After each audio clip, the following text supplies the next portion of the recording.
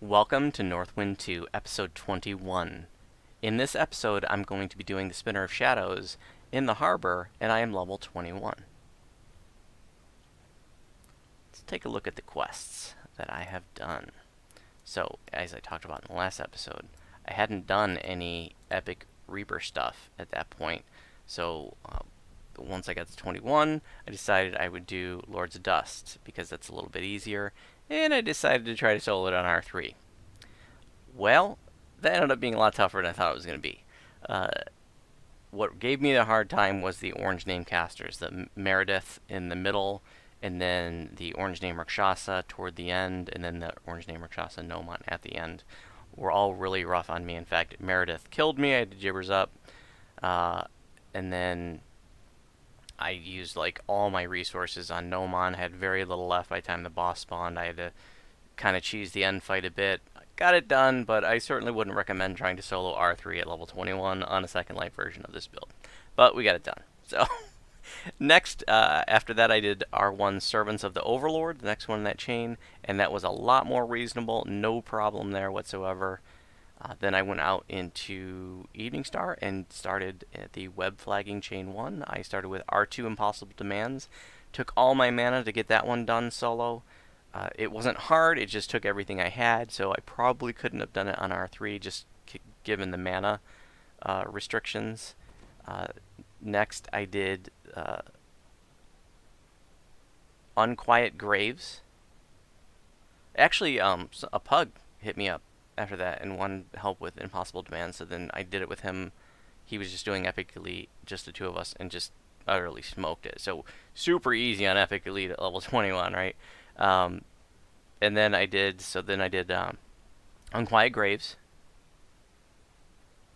And I just did that one on R1. I thought it might be a little bit tougher. You know, there's the caster in the back on the right. Yeah, he's pretty tough. So I just did it on R1. And when I did the first red name guy, I was like, man, this is too easy. I probably should be doing R2 or something. And then I got to that next red name guy, the guy in the back right, and he just smoked me with a Horrid Wilting, and I had to gibbers up to get that done. It was no problem after that. He kind of caught me off guard, and I wasn't taking it as seriously as I should have, but got the win. And then after that, I did R1 Lost Thread. That was very easy. And then I did R1 Battle for Evening Star. You know, and I remember these in the first life being really challenging. But you know what? I didn't have my destinies filled out then. And, you know, I have destinies filled out now. I have Twists of Fate. I have Energy Burst.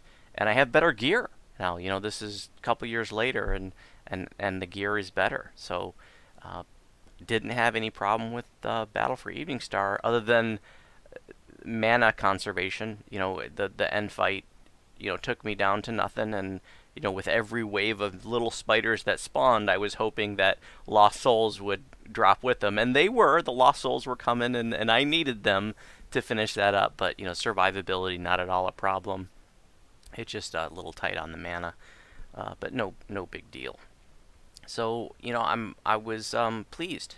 You know, when I was soloing those on Epic Elite in the first series, you know, I was doing those at level 23, and now, you know, now I'm 2 levels lower doing them on Reaper soloing it, and it's, you know, easier now because, you know, I have my Epic Destinies filled out. That makes a difference. You know, when you're a first lifer and you don't have your Epic Destinies and you start doing Epics, you can feel that difference. It's a massive power boost once you get to Epics when you already have your Destinies filled out. So do realize that if you're a new player. What next? So then I wanted to get some off Destiny XP. So I actually went out and there was an Orchard Slayer group up, an Epic Orchard Slayer group up, and that's massive XP there. If you're just looking for regular XP, some of the best XP per minute is like Orchard Slayers and Thunderhome Slayers.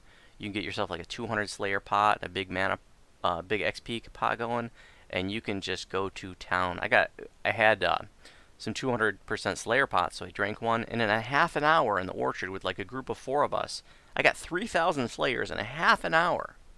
And that gave me, I needed about 150,000 XP in an off Destiny to be able to get another twist. So that's all the quests that I did, and so I'm not going to go over enhancements anymore because they're not going to change from what I showed you last time. So this is what it's going to be, and so I'm going to start showing you. I guess I'll start talking about Epic Destiny stuff, and this is the same way I had it filled out before.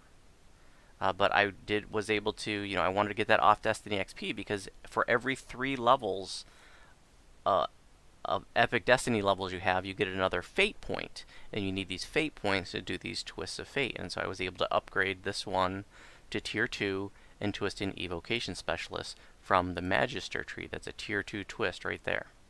And that gives me an extra +3 to my DCs of Evocation School. And that's Earthquake, right? I mean, you want your Earthquake to hit. And right now my DC is 52.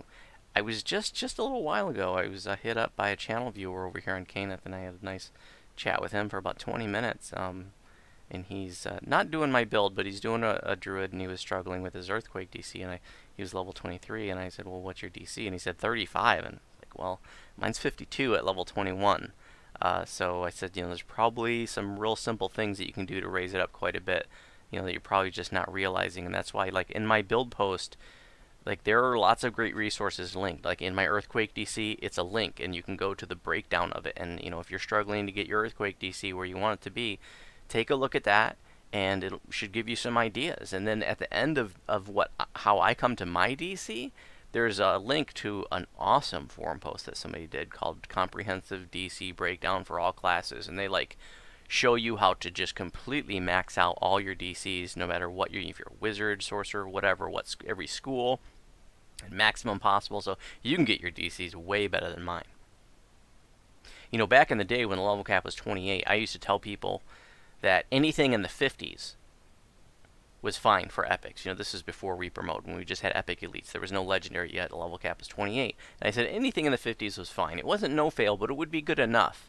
And for this tanky build, I'm not looking for no-fail DCs. I'm just looking for good enough. If I can drop most of the mobs most of the time, that's fine. And then people would yell at me in my forum post and say, you can't drop invasion mobs. Like, I don't care about archers and stuff standing off the side. They don't kite together anyways. And, I don't care about trying to drop one archer standing on a ledge somewhere, right? And then it was, oh, Shardarkai Assassins. Back in the day, Shardarkai Assassins were like the scariest thing on the planet to a lot of people. And I would just say, like, I'm built to survive them. If they don't drop in my Earthquake DC, Earthquakes, I'm not really worried about it. I'm not a max DC build. This is a tanky caster, and one difference between like a pure caster and my build is that pure caster would have higher DCs, and if you want to go that route, that's fine. But I like to get up in the middle of everybody's business, so I do sacrifice spell power and DCs a bit to be a lot more defensive, which is just how I like to play, and that's makes my build kind of a hybrid or niche build, and it fits my play style. It's not going to fit everybody's play style. So, where was I? Australia. Okay, so the twist, changed the one twist. I think I had a point of Constitution in there. So I wanted the Evocation Specialist, and I'm not gonna, that's it. That's all I'm gonna have for the rest of the series. That's how my twists are gonna be. Energy Burst, Evocation Specialist. Maybe once I start feeling a little bit better about my spell point pool, I might change out Endless Faith for like a point of Constitution or a point of Wisdom if I need an extra point to get one of those to the next, to an even number. So that might change a little bit later on. We'll see. All right. Reaper points sadly has not changed since last time I showed these. Still got 8 points. Wah, wah. And that's what it is, not getting very many Reaper, very much Reaper XP, just doing these on, R1, R2, and R3, so. Alright, I only did the one R3, so most of them have been R1. Oops, what else? I'm not going to talk about the Wolf anymore. I'm not using the Wolf in Epics, and it's just not where I want to spend my time trying to keep my Wolf up, trying to do like Reaper Epics, so. I would not advise that you try to, unless you're going all out Wolf spec, then it's definitely not for this build. I'm not trying to make the wolf something something. You know, spells hasn't changed. Well, you don't get any more spells or new spells, but I did swap out Finger of Death, which, I like it for upper heroics, but unless you're like a pure max DC, pure caster druid, then I would not bother trying to make it your Finger of Death effective in epics. So I traded that out for Ice Flowers, which is a spell that I don't really use that much, and I really feel like I want to try to revisit that. And it's funny too, because I was just thinking the other day, like, I wish I had a burst spell, that I could just throw, and then it just kind of occurred to me, like, derp, I have Ice Flowers. I just, was never impressed with that spell before, but, I want to revisit it. I have the extra spell slot. What the hell? Especially if I can mana dump. Gear.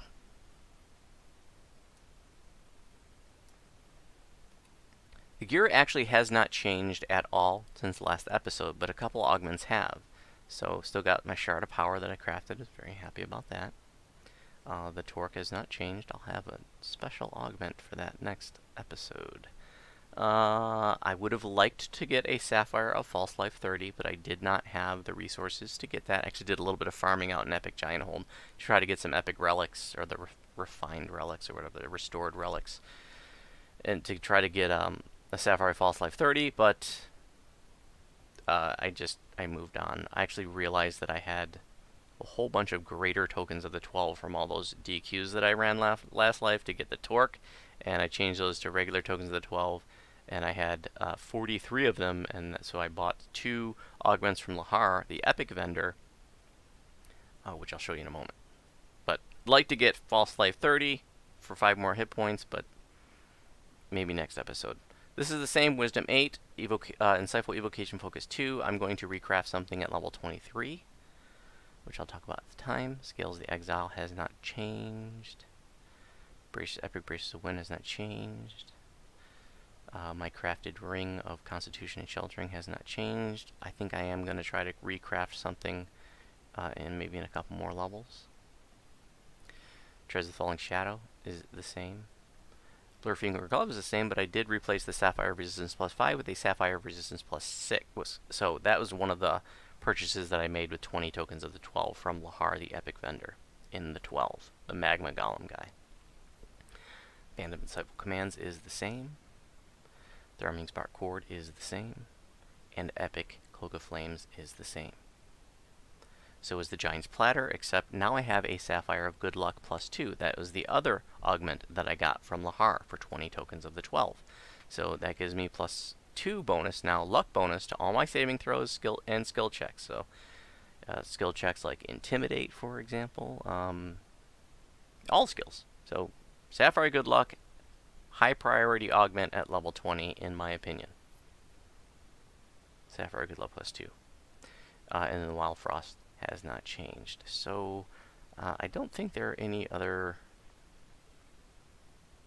I don't think there's anything else for gear.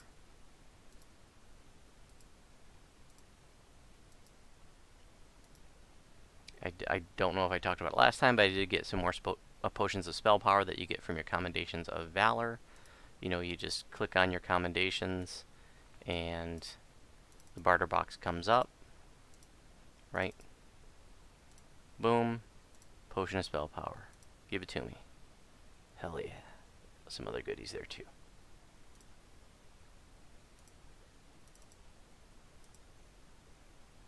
Here's my restored giant relics. I need 3 more of the giant ones. These are the epic giant hold relics. I need 3 more giant ones that I can get another augment, and probably want to get that False Life 30 augment.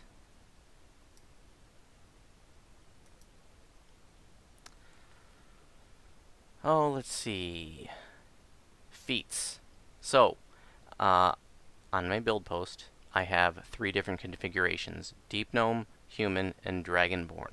The Deep Gnome and Human variants have an extra feat compared to the Dragonborn. So for my level 21 feat choice, I've indicated free choice. And then I have suggestions below. And you can take, like, greater spell focus evocation, or you can take, enlarge spell if you want, or you can take, there's a bunch of different options you can take, depending on if you want to go offensive on the spell side or defensive.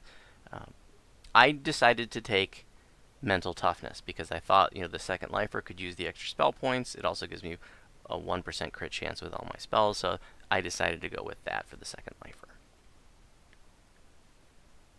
Okay, let's do the quest.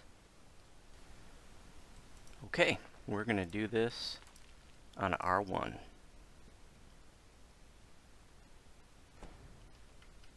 This is actually taking place 2 days after the intro, and the reason is because I tried to solo it on R2. And I was doing great. And I got within just a handful of those crystal thingies to light the things, and I was, 2 minutes away from finishing it. And then I got webline tripped. And it just felt like forever, And the spinner was all over me, beat me down, finally she killed me. So that was really frustrating, because I was right there at the end. And then, so I was like, alright, I'll do it again on R1, and I thought this will be, super easy, right? Because I had pretty much had it done on R2. And then, I got through the first 2 waves of the spinner. And I gotten through the little mini spider wave. And then I was wanting to sneak in the shrine, because there's like a little bit of a lull that you can sneak in that shrine even when you're soloing. But then a fresh Hezru, Soul of Cruelty, spawned, and I didn't have any mana left, and I could have drank a pot, but I didn't want to, and he ended up killing me. So that was really frustrating, so I shut it down, and here we are 2 days later. Trying to do it fresh. This can be a tough quest to solo, and that's one of the reasons why I chose this one.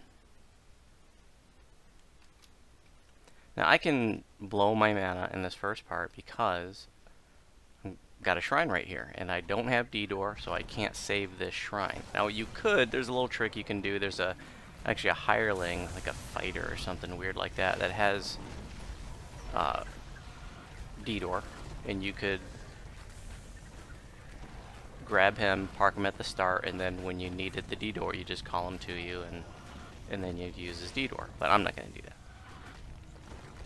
Just going to do this straight up.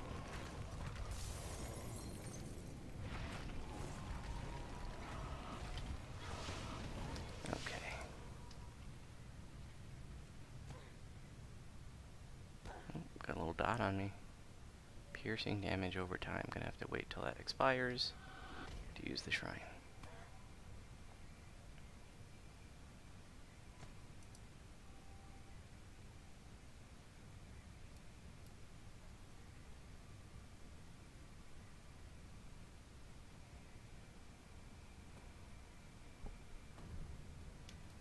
All right.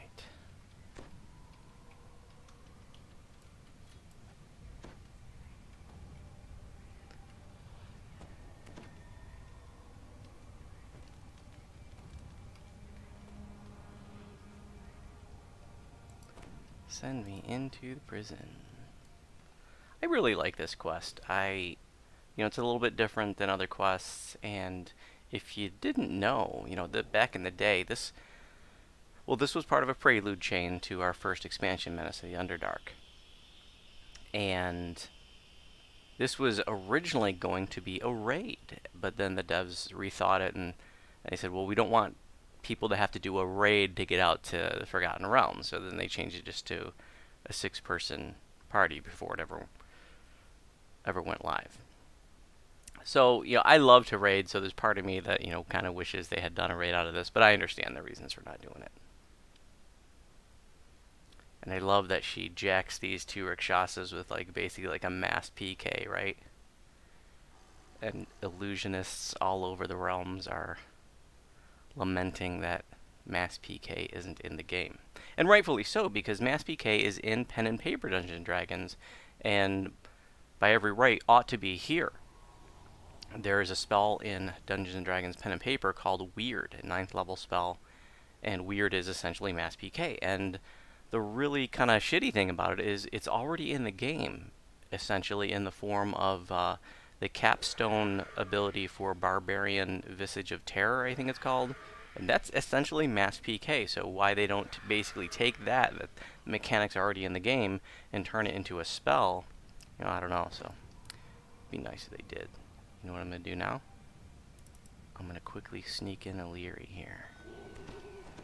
And I'm going to gas up before the spinner gets here, because I can.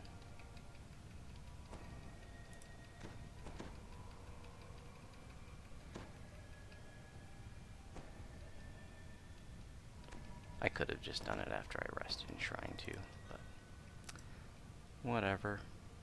Grant me your essences. That's a thrown weapon that you can use to throw at the spinner, and it makes her like cower in fear. So very, very valuable, especially when you're soloing, but even if you're not soloing, you ought to use those. So here she comes.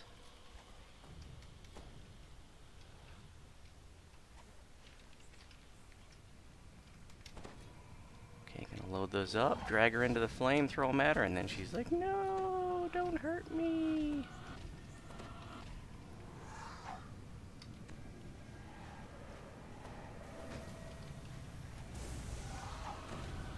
And we'll throw another one at her because she's obviously feeling a little rowdy. We'll pull up the examination window so we don't overwrite our own creeping colds. Very important that you don't overwrite your own creeping colds, because it is a backloaded spell, meaning that your biggest damage ends up at the end of the spell. The final ticks are the biggest damage. So if you're overwriting your own creeping colds and greater creeping colds before it expires, then you're overwriting that biggest damage. So make sure you don't overwrite your own creeping colds and greater creeping colds. Okay, we'll throw another thingy dingy at her.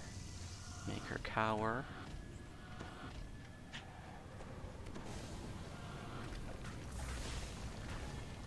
Yep.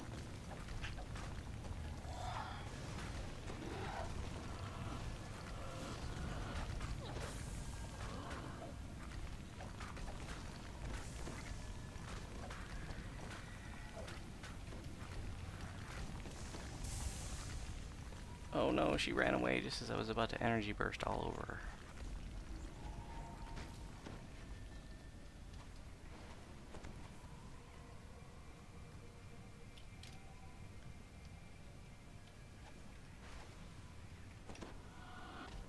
She's just about to go bye-bye. There she goes. So I'm going to stick just to the cave side. I made a much older video of this where I was stuck to the lava side. And the lava side is interesting because you can actually jump into the lava pools and like swim under and come out at a different pool. And it's kind of a creative way to escape from the spinner if you want to. But I'm going to stay over here because I don't want to deal with the cats. They knock you down, and you know, spinner already has her knocked down, so I don't need like double knockdown effects hitting me.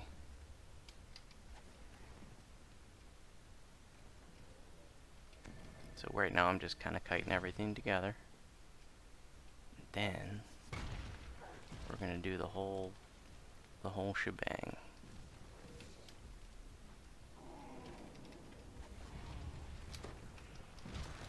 Hit the spell boost, spell power boost, and let him have it.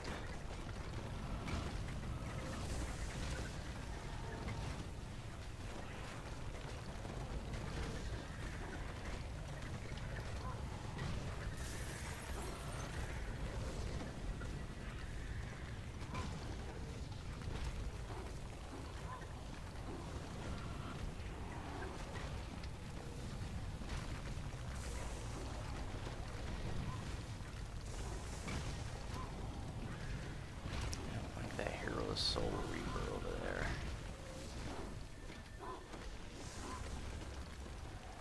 So now I got a bunch of ward crystals.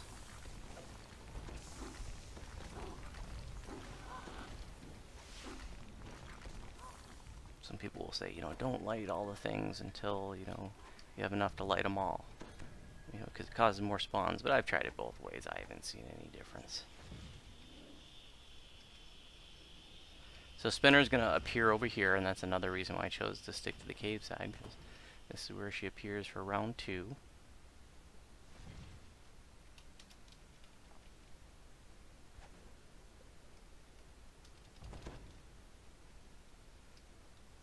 Where are you, Spinner?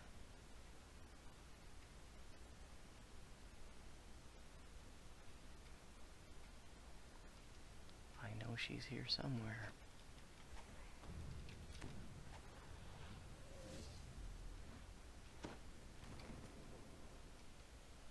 I'm not hiding, I'm looking for you. There she is. She smells us. We're gonna load up our essences. Oh, she web flying tripped me. That's how she killed me on the R2 run. But see, that time I didn't fall down for very long. When she tripped me in the R2 run, it just seemed like it was forever. And that was super frustrating. Like, okay, stand up, stand up, stand up. Nope. And I just watched her slowly kill me. I'm gonna bring up that examination window. Don't overwrite our own creeping colds.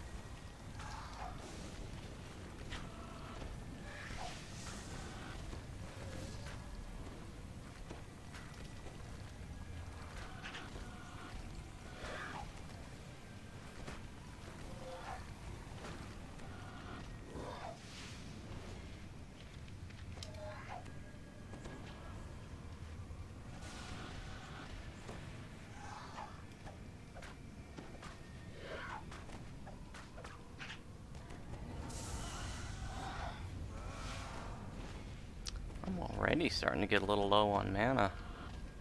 That's a little worrisome.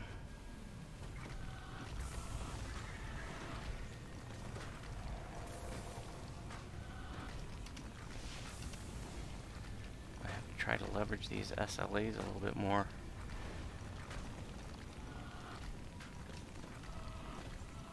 She's almost gone. There she goes. I'm gonna pull out O'Leary. Because I can. Quickly get a little bit of mana. Use the bauble too. Before these little spiders start coming. And all the Hezarus.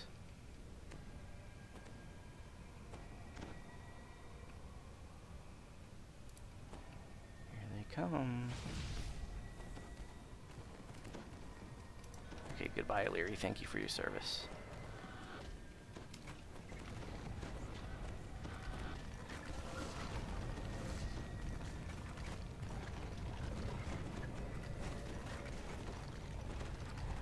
Soul of Cruelty, Hezaru. You killed me the other night, you bastard. Not a big deal if I got mana, but when I have no mana, yeah, it's a big deal.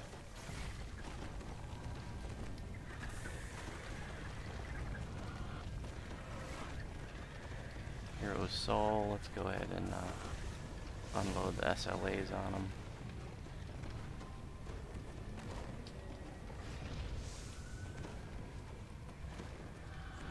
Lost Soul, I need that.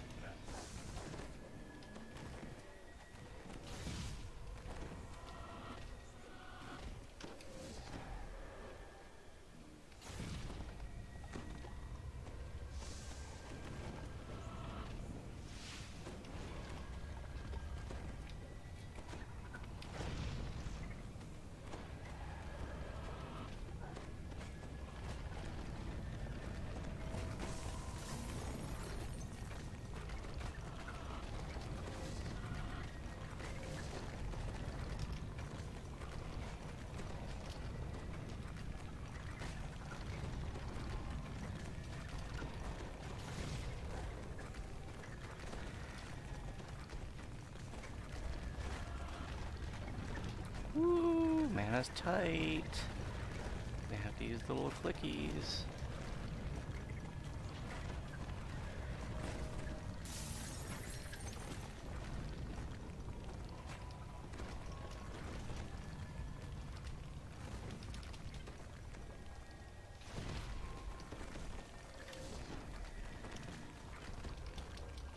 This is as tight as I've ever been at this point, but it could just be, you know, I haven't really been getting the lost soul, so that could be a difference. So let's see, let's do, get the SLA of Storm of Vengeance we could do.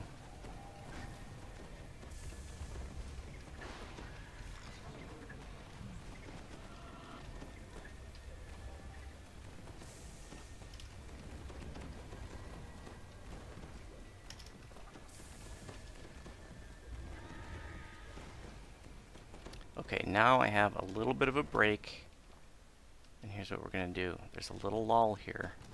We're going to try to sneak in the shrine, and here's how we're going to do it. We're going to do Sleet Storm, Earthquake, and grab the shrine real quick. So if they do come over here, they should fall in that.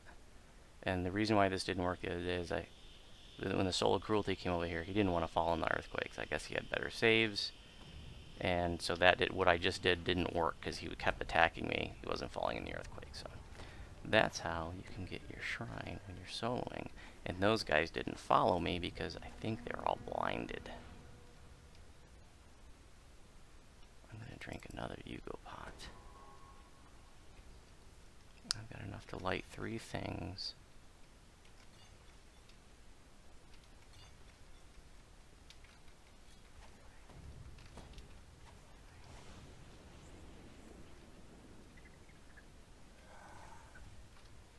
There she goes, webline tripping me, even though I'm immune to knockdown. That's a major pet peeve of mine in this game, you know. I'm supposed to be immune to knockdown.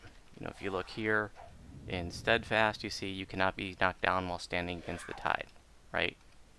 Doesn't say unless you're blocking or, you know, or but you have to or whatever. It's like you're immune to knockdown. Yet there's all these things in the game that can still knock you down. Webline trip, dragon abilities, giant stomps, cyclonic blast. So that's really frustrating.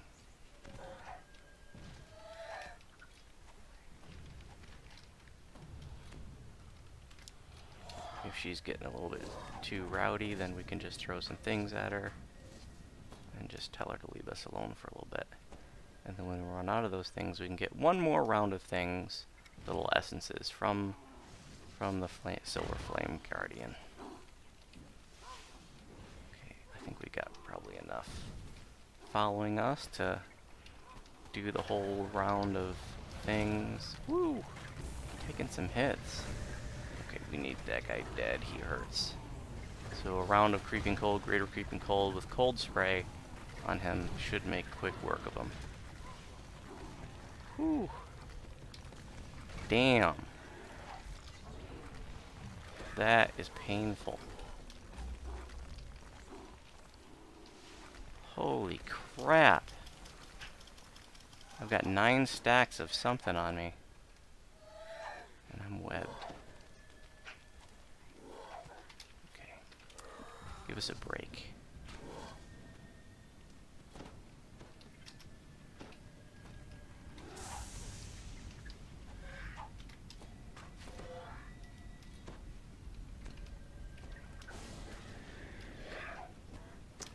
Here's what we're going to do.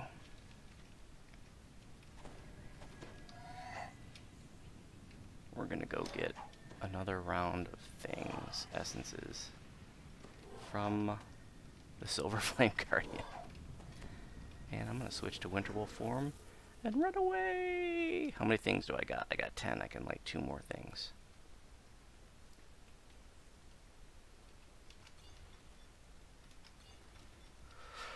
Over halfway there. Dude, grant me your essences. Yes, thank you. So he just gave me 12 more. So you're supposed to be able to block when she throws the web line at you, and that will stop you from falling. I haven't been able to get that to consistently work. I've done some testing, but it does seem to work at least some of the time. So maybe it just gives you a bonus to your save or something. I don't know.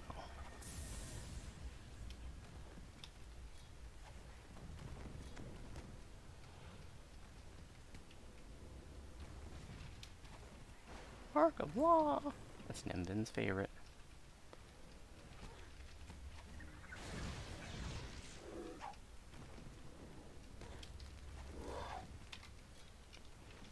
Okay, she's getting rowdy, so we'll just throw a couple of things at her.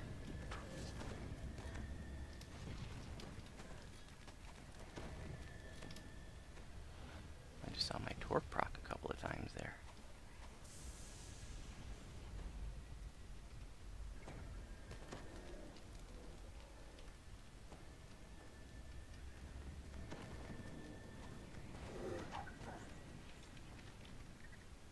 So I had 4 more torches to light. That means I need 4 times 4 is 16 of those things. And I have 3. Lost soul. Yes, thank you. Now we have 4. Ooh, remnant.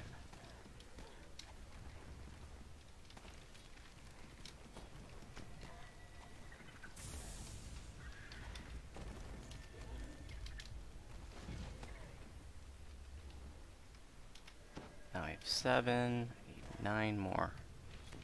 So this was about the point in that R2 run that she webline tripped me and then killed me, and I was so bummed out because it was so close, right? I mean, we're pretty close now.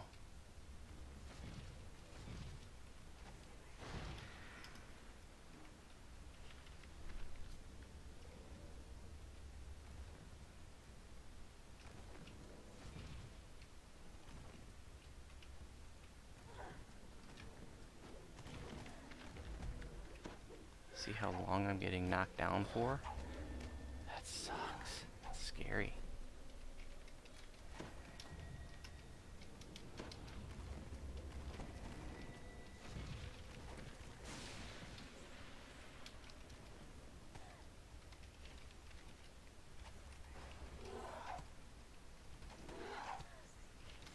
We'll throw a couple more essences at her.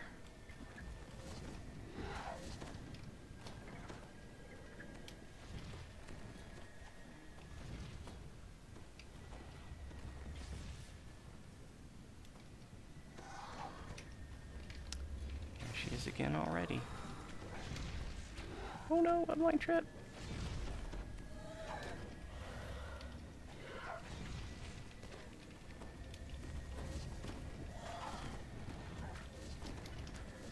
Alright, let's get rid of these Hezers. They're starting to irritate me.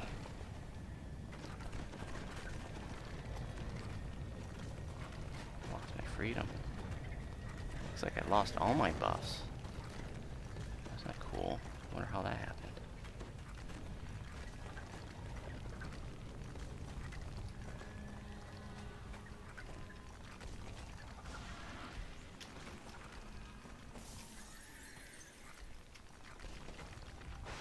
I got 12 things. Got a spinner. 13 things. I only need 3 more things. I'm good to go. Webline trip. Very scary.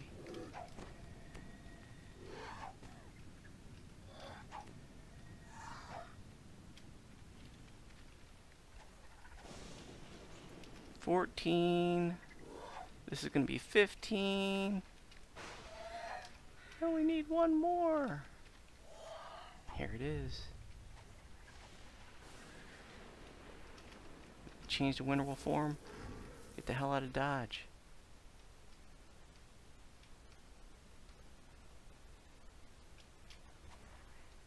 See how all those Hezrus and all that stuff over there is not aggroing on me because I stayed to the one side?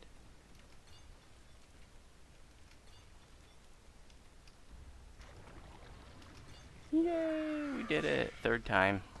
You know, I want you to, I told you I died in those first 2 attempts, and I want to be very real about my progress. I want to let you know, like, I've died a lot in level 21, and all my deaths are cataloged in the Northwynd 2 journal entry. There's about 4 entries in a row, and one of them has a table of all my deaths through this series, so you can see, like, where I got jacked and why. Like, in every entry it says, like, what quest, the difficulty, whether I was grouped or not, and then what killed me, like a champion, or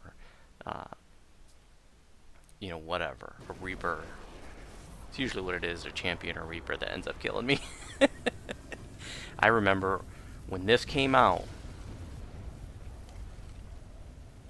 you know, there was no Menace of the Underdark. This was the build-up to it, right?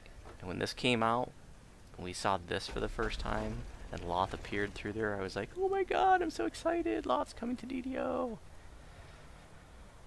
And then we didn't really get Loth, we got, you know, a projection of Loth. I was really bummed out that we didn't get to fight Loth in her, you know, true form in the Great Fane of Loth. I really wanted to visit the Great Fane of Loth, but that's not what we got, and I always imagined that maybe someday we would revisit the Loth storyline and go to the Great Fane of Loth, which is, you know, her lair, her complex, her palace.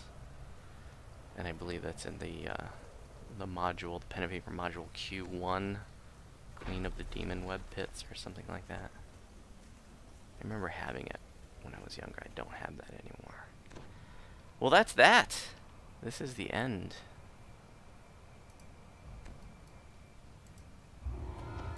$104,000. Yeah. Well, thanks for watching. As always, if you have any questions about my videos, you can respond on YouTube. And if you have any questions about my build, you can respond to my build post in the Druid forum.